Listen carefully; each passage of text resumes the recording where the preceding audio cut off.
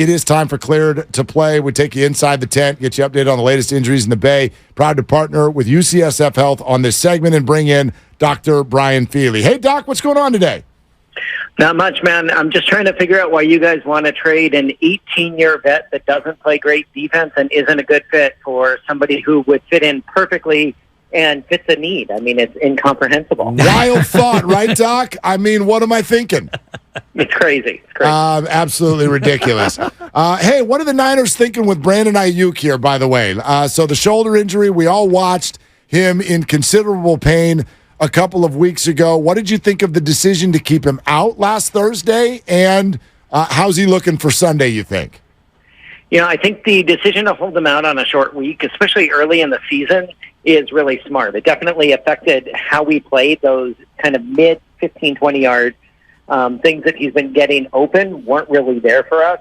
But when you look at him from an injury standpoint, you always hold these guys out from shoulder separations and shoulder contusions for an extra week, especially given the fact that it was, no offense to the Giants, my second favorite team, they're a beatable team, and it's very early in the season. So I think it was a smart thing to do.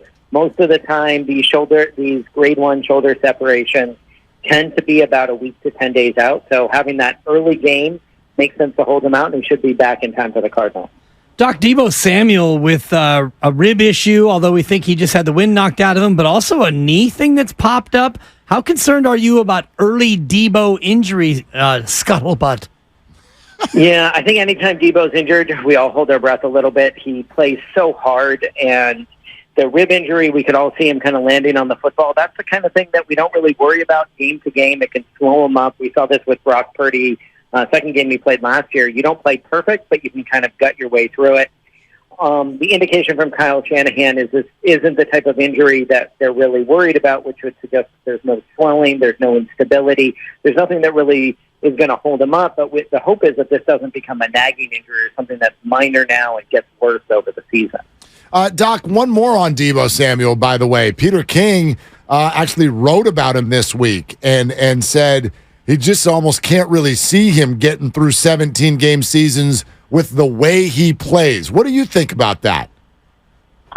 I think we've seen him make it through seasons, and we've seen him not make it through seasons. So I think Peter King's got a 50-50 chance of being right, so it's the right thing to write if you're going to be a reporter, but we just don't know. I mean, all players are going to be beat up. All of them are going to end up at some level on the injury list, no matter how tough they are. And I don't think it's a reflection on Deebo. I don't even think it's necessarily a reflection on how he plays, because we can't really change it. So I'm not too worried about that. I think the training staff and the team docs for the Niners do a great job being conservative with him. And the goal for this season is have this team ready for the playoffs, not win 14 versus 13 games. With that in mind, Dre Greenlaw's got a bit of an ankle. Niners going to a one linebacker formation a lot anyway. What do you think the Niners will do with Dre Greenlaw and a potentially bulky, not Trent, bulky ankle?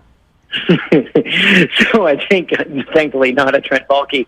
I think with him, it really depends on how he feels. When we look at the lateral ankle sprains, are really, really common throughout the league. We've got a great data that suggests it's usually about 7 to 10 days until people can get back.